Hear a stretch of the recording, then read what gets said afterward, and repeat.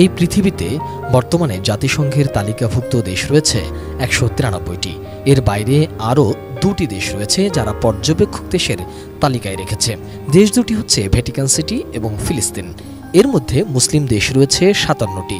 এসব দেশের আনাচে কানাচে ধর্ম বর্ণভেদে কোটি কোটি মানুষের বসবাস। এর মধ্যে মুসলিম জনসংখ্যা রয়েছে ২০০ কোটিরও বেশি। ধারণা করা হয় বিশ্বে প্রায় প্রতিটি দেশেই কম বেশি মুসলমানদের বসবাস রয়েছে। তবে এই ধারণাটি হোঁচট খেয়েছে কয়েকটি দেশে গিয়ে, কেননা বিশ্বের এমন কিছু দেশ রয়েছে যেখানে মুসলমানদের প্রবেশ নিষিদ্ধ এবং এসব দেশে কোনো মসজিদও নেই।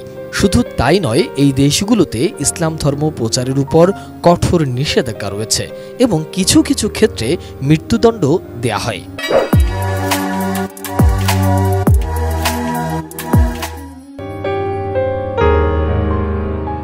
ইসলাম বিরোধী এই দেশগুলোর মধ্যে প্রথম উত্তর কোরিয়ার ক্ষেত্রে ইসলামসহ অন্যান্য সব ধর্ম অনুসরণ করাও কঠোরভাবে নিষিদ্ধ রয়েছে।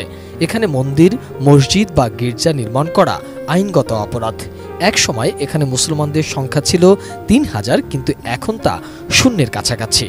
এখানে যেসব মুসলমান ছিল তারা হয় দেশ ছেড়ে চলে গেছে, নয়তো নিহত হয়েছে।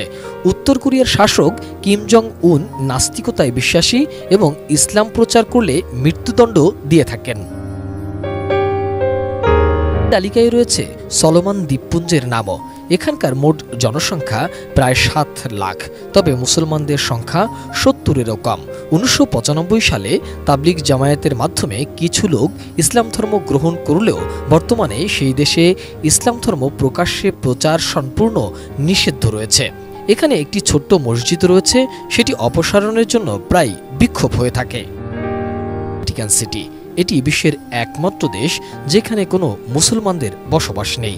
ইতালির রাজধানী রোমের কাছে ভ্যাটিকান সিটিতে শুধুমাত্র খ্রিস্টানরাই থাকতে পারে। পৃথিবীর ক্ষুদ্রতম এই দেশে মুসলমানদের বসবাস সম্পূর্ণ নিষিদ্ধ। এর মোট জনসংখ্যা প্রায় ৮০০ এবং এটি একটি সম্পূর্ণরূপে ধর্মীয় স্থান।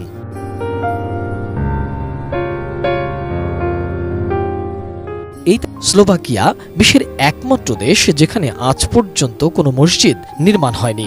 মুসলমানরা এখানে মসজিদ বানাতে পারে না, মাদ্রাসাও চালাতে পারে না। স্লোভাকিয়ায় একসময় অটোমান সাম্রাজ্যের একটি অংশ ছিল, যেখানে মুসলমানরা ৩০০ বছর ধরে শাসন করেছিল, কিন্তু আজ মুসলিম জনসংখ্যা নগণ্য।